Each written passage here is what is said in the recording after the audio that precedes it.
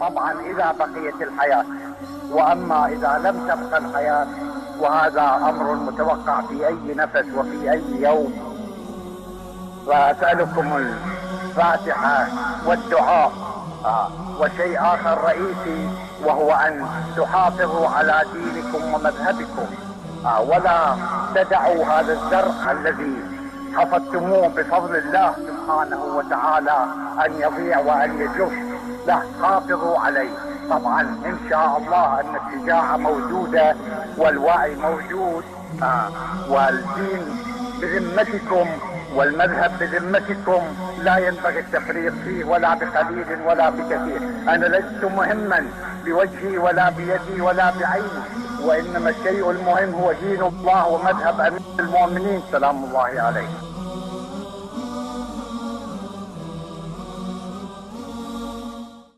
بسم الله الرحمن الرحيم. الحمد لله رب العالمين، والصلاة والسلام على نبي الرحمة محمد وعلى آله الطيبين الطاهرين.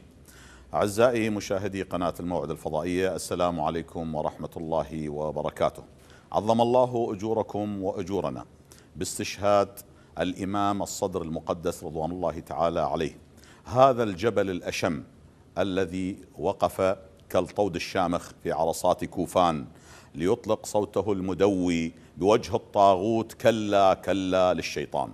لهذه المناسبة الأليمة على نفوسنا باستشهاد السيد محمد الصدر ونجليه الشهيدين الكريمين مصطفى ومؤمل رضوان الله تعالى عليهما، معي اليوم لإحياء هذه المناسبة وفي هذه الحلقة من حلقات هذا البرنامج المبارك لإحياء هذه الذكرى الأليمة شعراء من أبناء الصدر وعشاق الصدر وخدمة الصدر. الشاعر المبدع حكيم الخزعلي، عظم الله لك الأجر والثواب، وأهلا وسهلا بك في قناة الموعد. حياك الله أستاذ علي، عظم الله أجورنا وأجوركم برحيل ذكرى رحيل المولى المقدس محمد الصدر، هذا الرجل العظيم الذي أخرجنا من الظلمات إلى النور. أحسنت أحسنت. حياكم الله أستاذ علي. أحسنت، بارك الله بك. فعلا أخرجنا من الظلمات إلى النور فعلا. كذلك أرحب بالشاعر المبدع الأخ العزيز نبراس الساعدي، عظم الله لك الأجر والثواب باستشهاد السيد محمد الصدر ونجليه الكريمين. حياك الله أستاذ علي، وأحسن الله لنا ولكم العزاء باستشهاد فيلسوف القرن العشرين، ربما أنه السيد محمد صادق الصدر ونجليه، مؤسس المقاومة الإسلامية نقدر نقول، وبملء الفم يعني. لا محال، لا ريب ولا شك، لا شك، لأنه السيد الشهيد أرسى دعائم المقاومة الإسلامية في العراق. نعم، وهو أول من أعاد لا الحسين، نعم، في زمن الظلم والطغيان وفي زمن سكتت فيه الأصوات جميعا. أحسنت بارك الله. منه بدأت المقاومة. أحسنت. عندما وقف السيد الشهيد في مسجد الكوفة والتف الملايين حوله، واستطاع بقوته وشخصيته العظيمة ذات التأثيرية الكبيرة في الجماهير، استطاع أن يحقق حشد كالحشد الشعبي. هو بالمحور هذا حقق حشدا جماهيريا كبيرا. نعم، كأنما قاعدة لهذا الحشد. أحسنت، سبحان الله. وهذا نعم صحيح أستاذ. نعم. الكثير من الجنود الآن والمقاتلين في سوح القتال هم نعم. استمدوا النصر من عاشوراء الحسين إلى امتداد السيد الشهيد إلى وقتنا الحالي. أحسنت. اللي هي زرعة الشجاعة أحسنت. والبطولة الآن اللي جاي، النصر اللي جاي يسطر على ساحات الوغى. أحسنت. احنا هسه قبل لا نسترسل بحديثنا هذا، احنا حتى لا راح نروح نذكر احنا بعد إيه؟ احنا بمحور السيد الشهيد. نعم. هاي الثمرة الذين يقفون على جبهات القتال إن شاء الله. السواعد إن شاء الله، ثمرة السيد الشهيد محمد الصدر. نعم. واستنادا الكلام في أحد الخطب: أحسنت. سأذهب وضميري مرتاح، أحسنت. إن أحسنت. في موتي فرحا نعم. وشفوة نعم. لأمريكا وإسرائيل. أمريكا وإسرائيل. أحسنت. لقد هدمت مخططات 1000 عام هذه الثمرة. نعم. عندما أقبل داعش إن شاء الله. الدولة الإسلامية هو يريد يقيم سنخوض دولة أكثر وأكثر في عباب هذا البحر العظيم بعد أن نستأذن منكم ومن السادة المشاهدين فاصل قصير، راجع لكم أعزائي المشاهدين.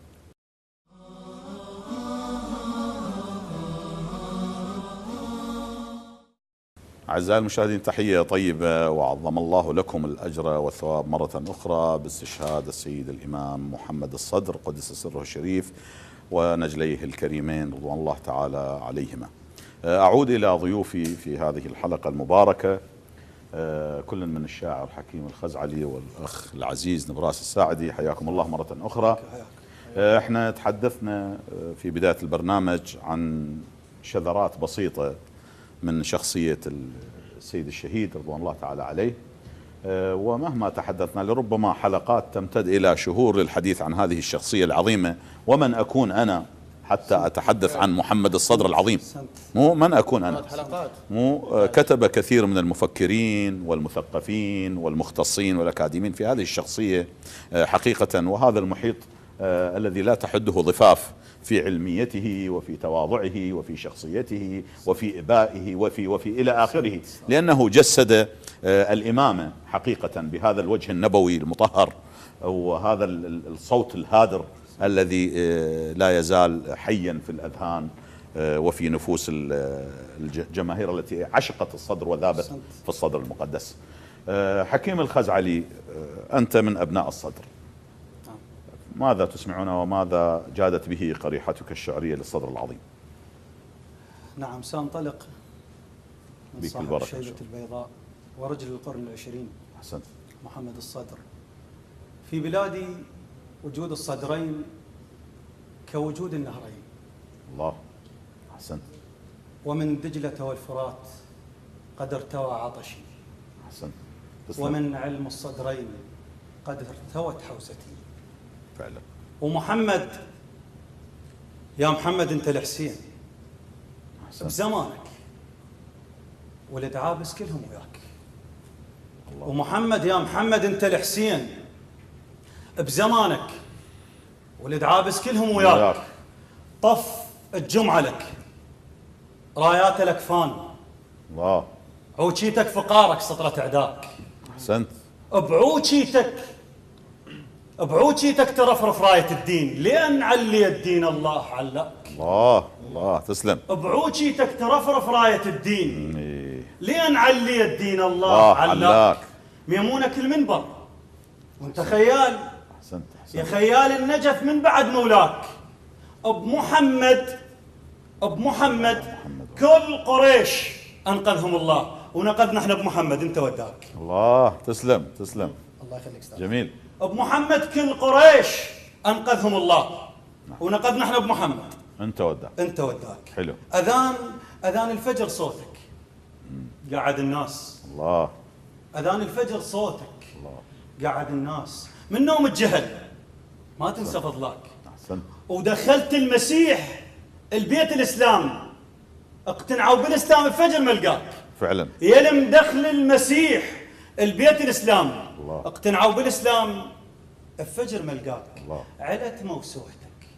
الله. علت موسوحتك. أحسنت. علت موسوحتك بيد السماوات، وبالموسوعة تقرأ الهسة الأفلاك. فعلا.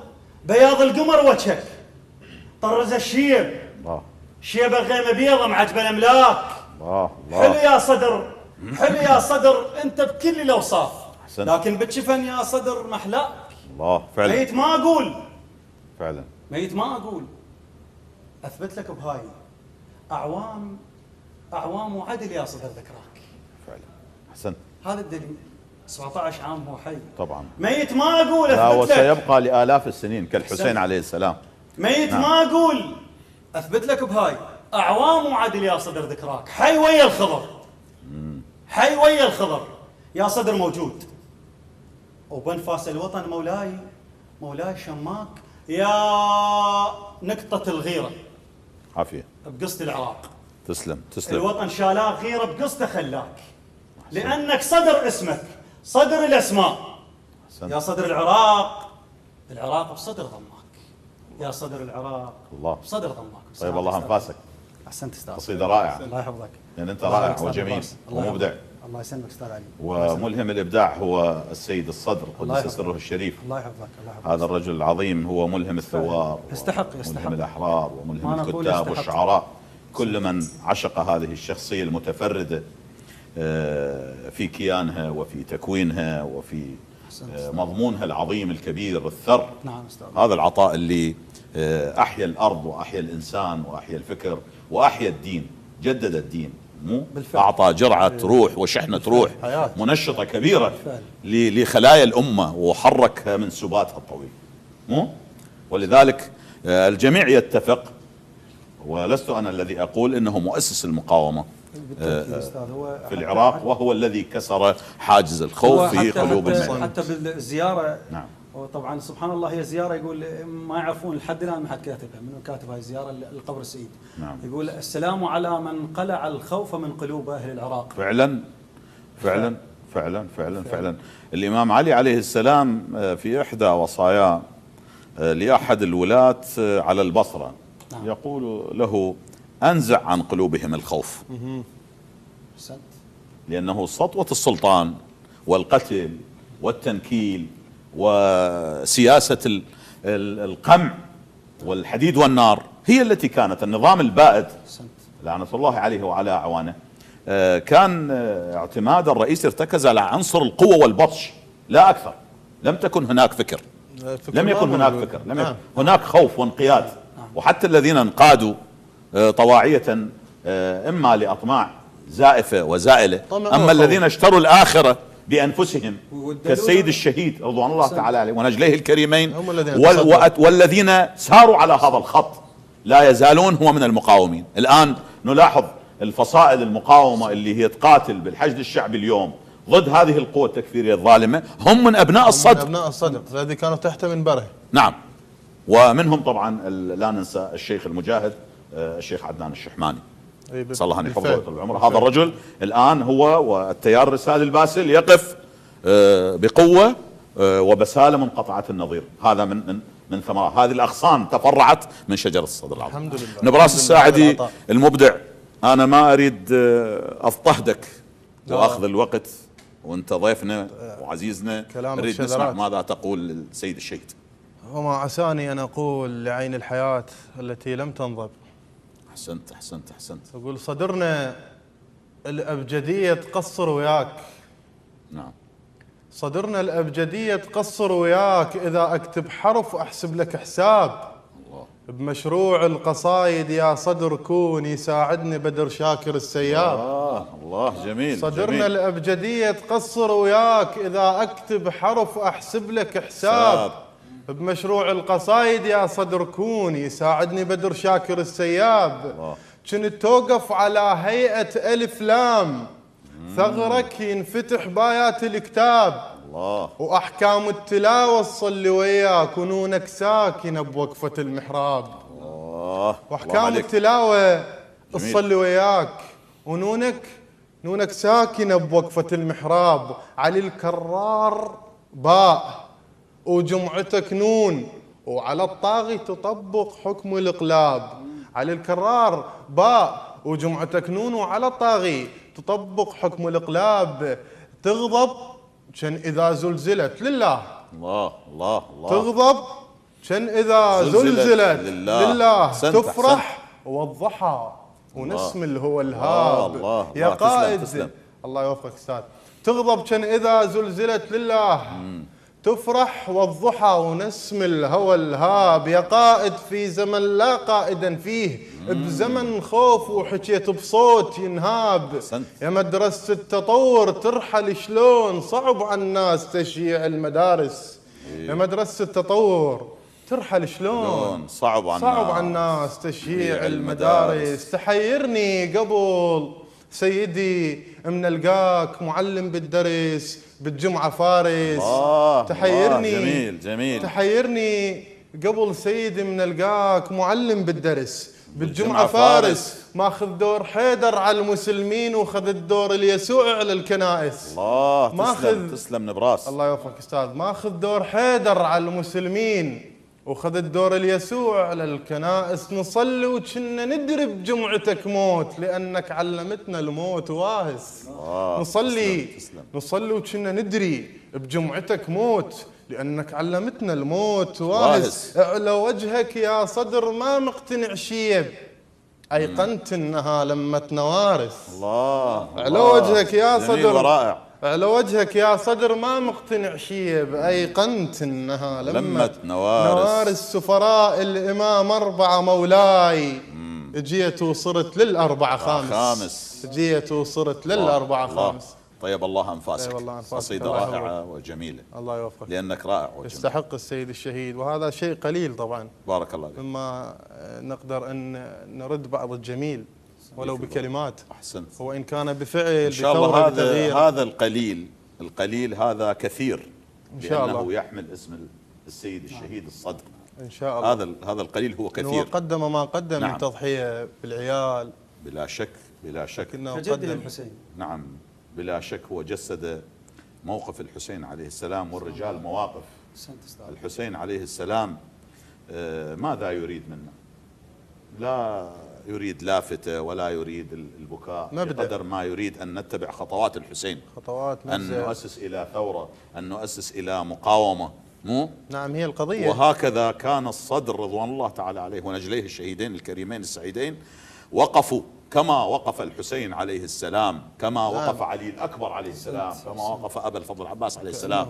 يعني بالضبط هو تجديد وامتداد لهذه السلالة المحمدية، ذرية بعضها من بعض، وهم ما منا إلا شهيد مقتول مسموم. نعم. ولذلك إنه ثوب الشهادة والكبرياء والإباء هو لهذه الأسر الكريمة، هو يليق بهم. هو يليق بهم. يليق. مو هم مدارس الناس، هم الأعلام، هم القدوات، نحن نتأسى بهم. الآن الجموع الهادرة التي تقاتل داعش الآن في هذا الموقف بلا شك ودون أدنى ريب إنها تمتد وتستمد ثمرة السيد الشهيد. أحسنت، من ثمار هذا الموقف الكبير. أحسنت. أنت شاب الآن، كان عمرك يجوز ذاك الوقت 17 سنة أو أدنى من هذا، لكن أنت عشقت السيد الشهيد. مو هذا الرجل لابس الكفن، حتى المراجع تشهد بذلك، كل المراجع في الجمهورية الإسلامية في إيران أو في النجف الأشرف في قم المقدسة. حتى أستاذ، وحتى اتهم بأن هو بلا وكيل، يعني نعم. الموقف ماله أنا كان منفرد بموقفه. موقفه نعم. كان في زمن كانت الساحة خالية. أحسنت. فلما تصدى كان منفرد، ملفت للانتباه وملفت للشك والريبة. أنا دائما أعوذ بالله من بعض الخائفين أقول سيد الشهيد كان حقيقة أغرب من الخيال. الله. لذلك يثار، يعني حقيقة أغرب من الخيال. ما كان واحد يتصور أنه يمكن الناس كانت تخاف من رفيق حزبي تافه ضعيف. بالبيت ما انت تخاف، يقولون قبل الحائط اذان لا تحكي، مو يصعد منبر ملء الفم كلا يا شيطان، والمتلقي يفتهم كلمه كلا يا شيطان. بدا يحرض الامه ويحرض الناس على الثبات، على رفض المنكر. نعم. يعني كان امرا بالمعروف وكان ناهيا عن المنكر، وفعلا هي هاي الرساله المطلوبه. صحيح. يعني السيد الشهيد رضوان الله تعالى لما نستشهد شنو يريد من عندنا؟ بس يعني نقعد نقرا شعر او نرفع شعارات؟ لا. اليوم من يشوف ابنائه واقفين على الحد وبديهم البنادق ويقاتلون ببساله وتنزف دماءهم دفاعا عن المذهب الحق، هو هذا ثمره الموقف الذي وقفه السيد الشهيد بلا شك. وهذا يقول لك انا حولت الانسان الى انسان فاعل ومؤثر ومغير. انا قبل لا ننتقل الى واحة الحشد الشعبي المقدس والقتال نذهب إلى فاصل قصير ونعود إليكم أعزائي المشاهدين.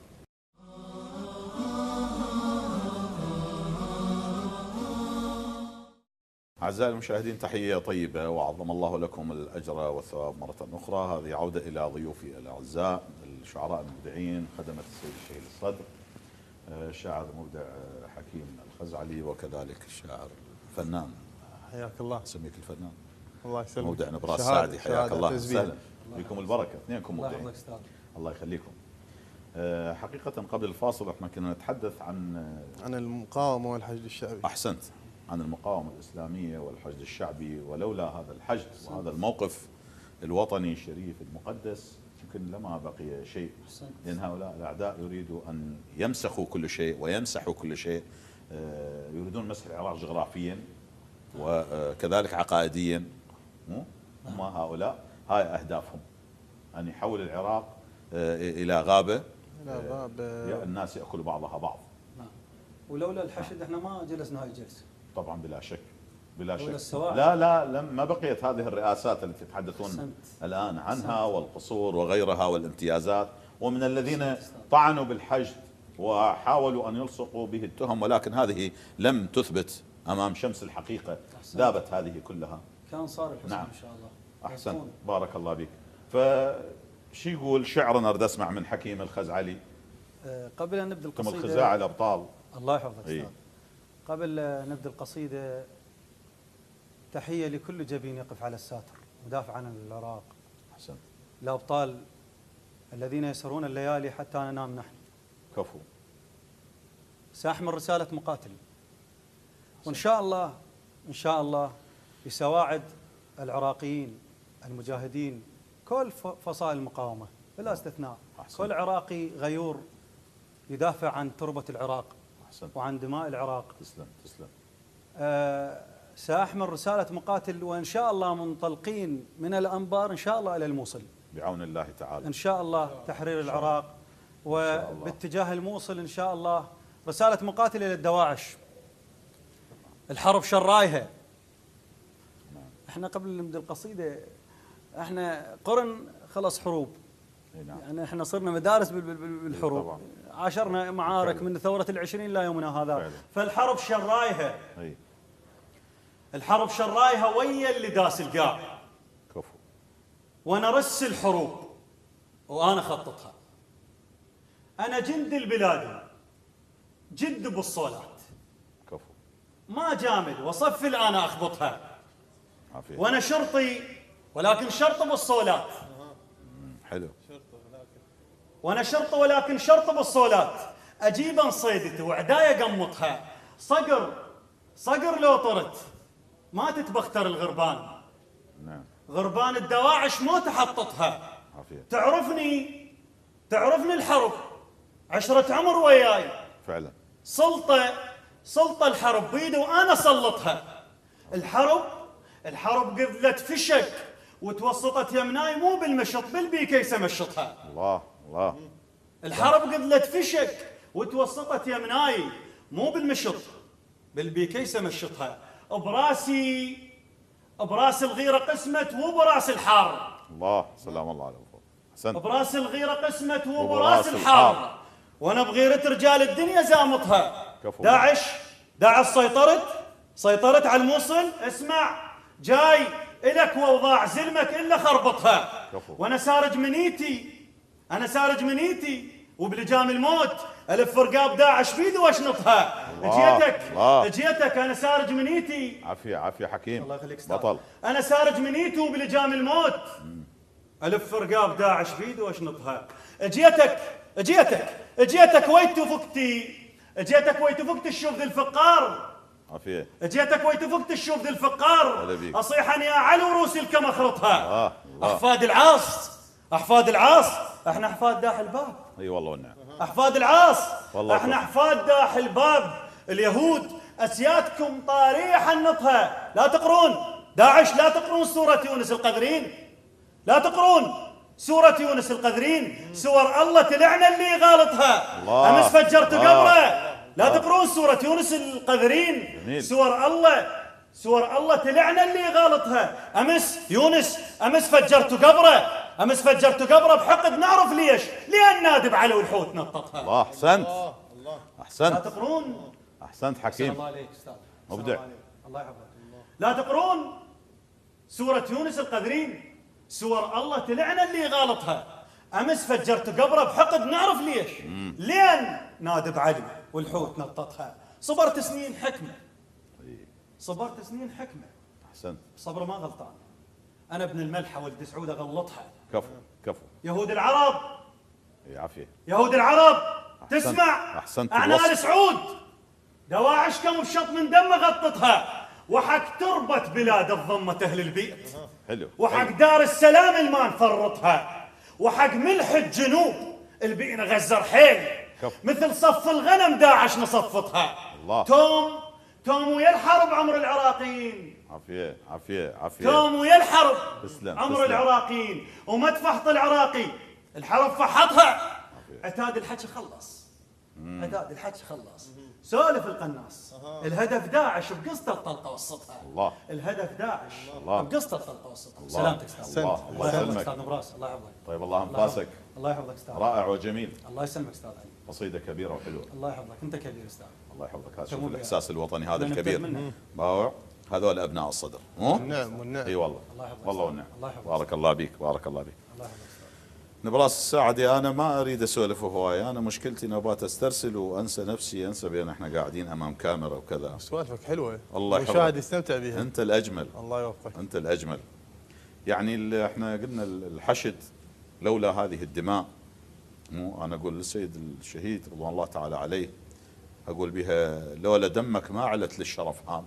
صحيح. مو؟ اي يعني صحيح. الشرف ما علت هامته ولا رفرفت رايته لولا هذه الدماء. اساس. اي هذه يبنى الدماء عليه كانت الشرف. طريق لمستقبل زاهر. صحيح.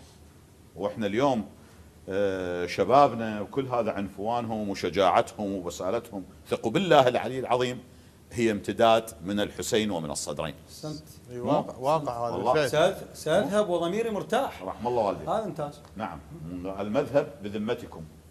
اي اوصى وان شاء الله الشباب يعني على قدر المسؤوليه اوفوا بالعهد. واوفوا لا بالعهد واثبتوا والوصية. جداره فائقه من خلال بسالتهم وثباتهم المنقطع النظير. أكيد أستاذ. ماذا يقول المبدع نبراس الساعدي؟ السواعد هم ابطال، مو بس الحمد لله، الخزاعل. الحمد لله. هم لكم قامات وهامات ما شاء- وقدمتوا ما شاء الله. هاي المعركه الكثير من القرابين. كل عشائرنا ان شاء الله هم ابطال وواقفين ما مقصرين. بكم البركه. انا اقول كاني شيخ كبير بعد سنين وفي دولة الإمام المنتظر عجل الله فرجه عليه الصلاة والسلام، وأروي قصة لحفيدي نعم. الذي لم يرى بل بقي يسمع بأبطال الحشد الشعبي. الله الله جميل. فأقول له كان يا ما كان جندي بقلبه شايل خلق عابس، كان يا ما كان جندي بقلبه شايل خلق عابس، كان فلاحا جديرا بزراعة موت بصفوف الدواعش.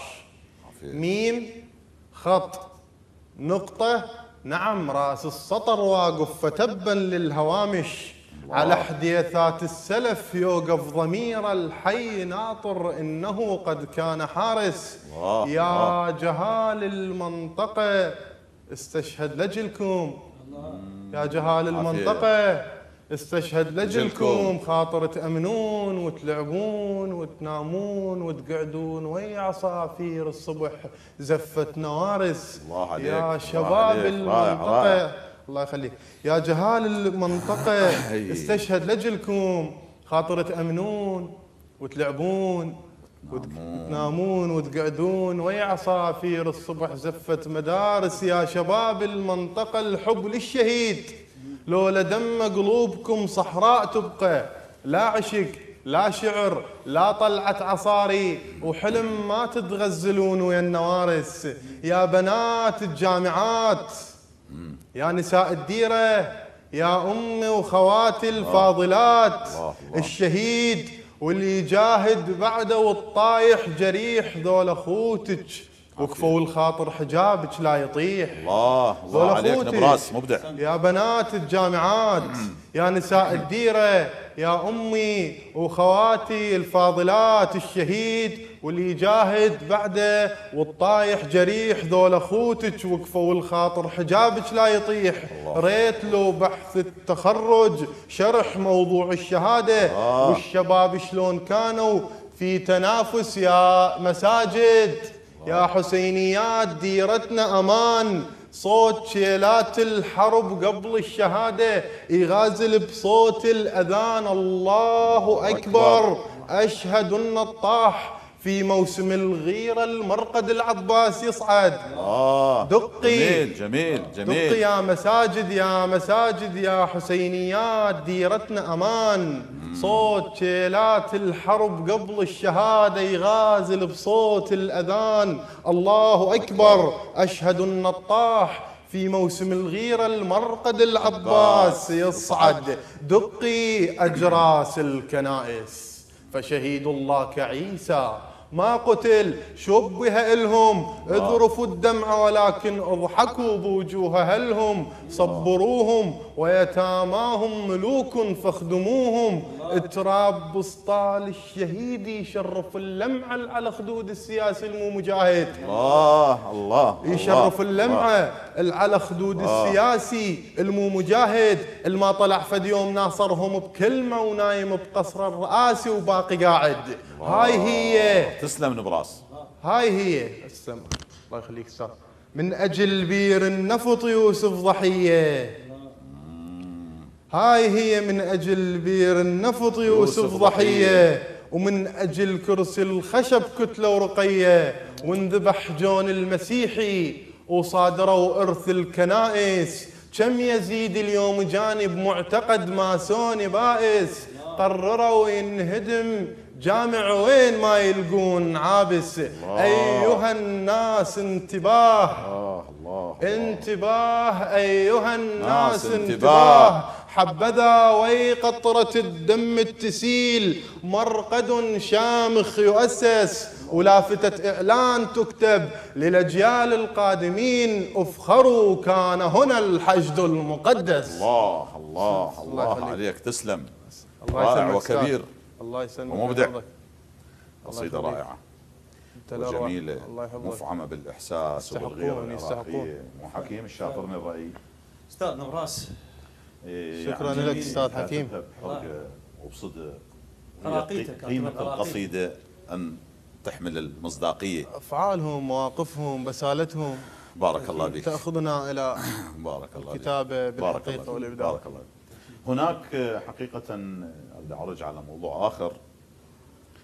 الموسوعة المهدوية للسيد الشهيد رضوان الله تعالى عليه وتحدث عن مفهوم الانتظار وكيف ننتظر قائم آل محمد عجل الله فرجه الشريف.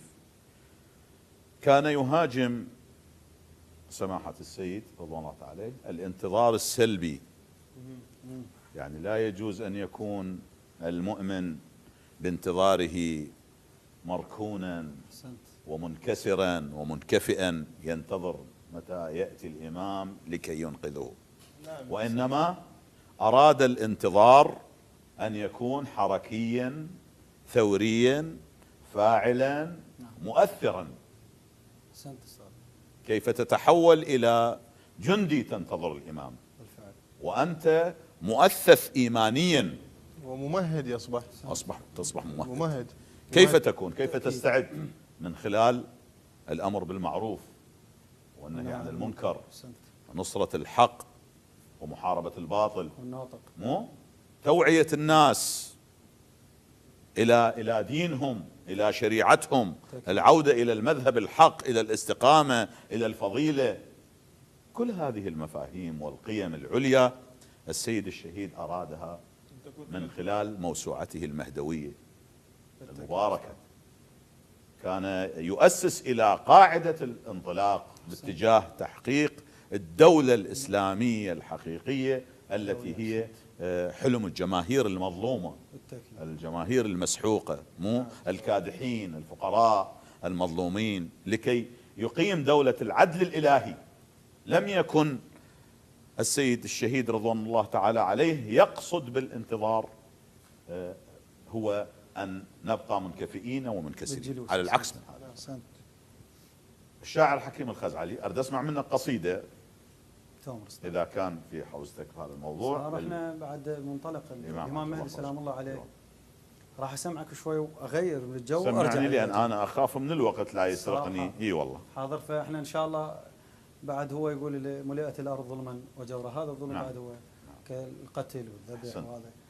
فللإمام مهدي سلام الله عليه حتى قلت لك أغير شوية. اللهم أرني الطلعة الرشيدة والغرة الحميدة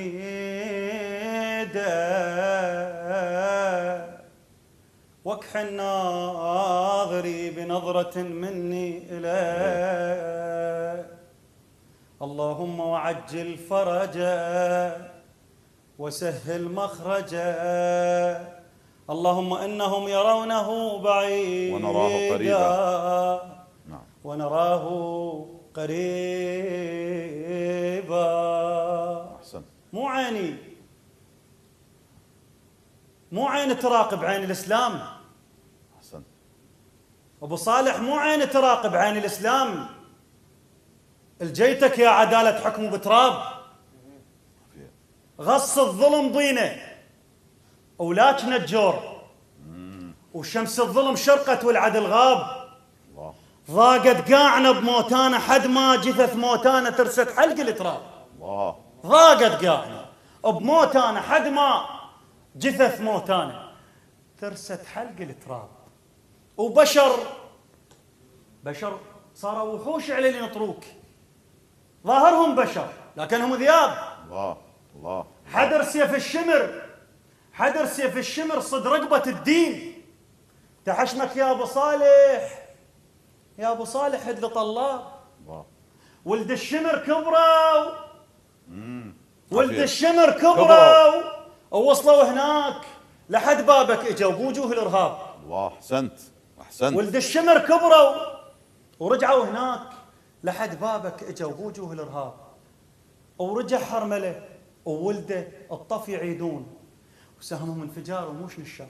أحسنت. رجع حرمله وولده الطف يعيدون وسهمهم انفجار وموش نشاب. ورجع خولي وراس القبه شاله برمحه الطائفيه وغاب ما غاب. رجع راس المناير والقبب فوق يبوس الغيم دنق وله الهاب. الله. تسلم. رجع راس المناير والقبب فوق يبوس الغيم دنق والهو الهاب. وشرقت شمس قبة جدك تنور. الله. شمس ليل العراق اليوم الحساب. الله. أبو صالح هسه القبة رجعتك ليش؟ طالت يا القدومك يلغي الأسباب. الله. الله. هسه القبة رجعتك ليش؟ طالت يا القدومك يلغي الأسباب. بهاي الدنيا كل شيء نطرك تعود. صفا يعقوب دينك من للغياب. الله. الشرع والدين يا دستور الأحكام.